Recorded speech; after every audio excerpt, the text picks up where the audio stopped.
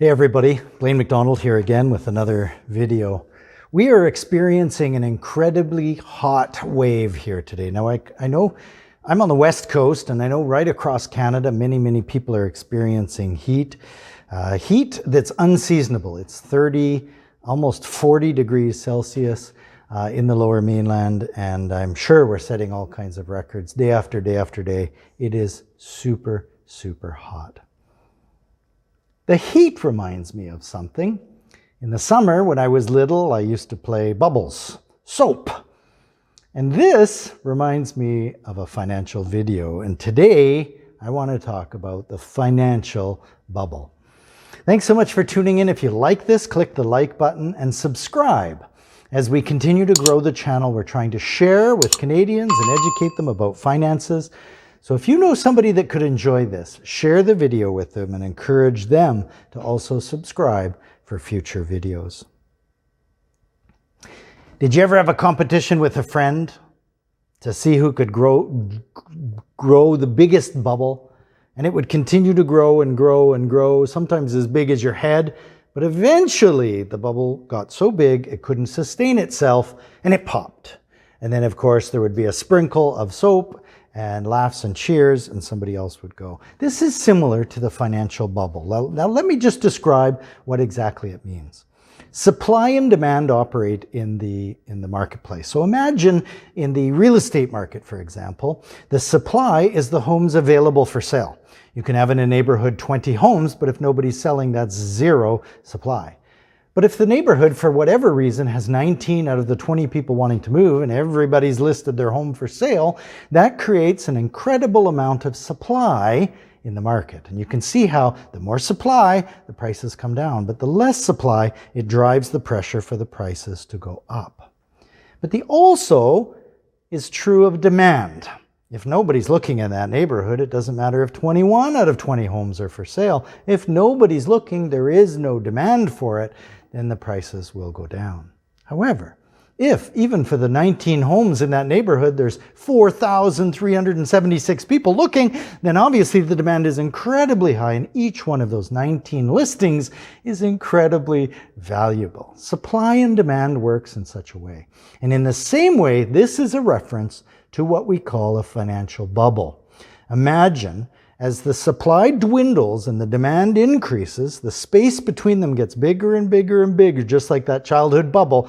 And eventually, the argument is the bubble collapses and pops, and there's a major adjustment in the marketplace. Now, when it comes to real estate, this is very key because we all have equity in our own homes. So the Canadian real estate bubble refers to the idea that there would be a significant rise in the Canadian real estate market.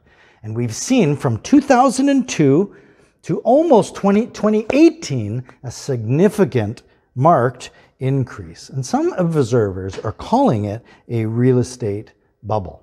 Now, from 2018 to current 2021, we've dealt with a pandemic, and everybody thought that will be a natural adjustment. But people moved from the commercial spaces downtown, working from home. We want more space from home. Demand went up. And believe it or not, people are still selling, so therefore the supply is good and healthy, and the demand is robust, and prices continue to escalate and escalate and escalate. In fact, from 2003 to current, some Canadian cities saw a price rise of up to 337% in that period of time. Now, many people suggest that we're very near to a bubble collapse. And that may very well be. It is, of course, a matter of opinion. How long can we go? How long can we continue? I remember asking my father, the first house that he ever bought, he bought for $5,700. In the Lower Mainland, on the West Coast, $5,700 would hardly buy you a shed. So, prices continue to escalate. But will I tell my grandkids the very first house that I bought was $673,000, grandson? And he would go, wow, because I just paid $4.4 million. Will that continue? We don't know. But here's what I do want you to get. I want you to understand what the bubble refers to and what it means for individuals.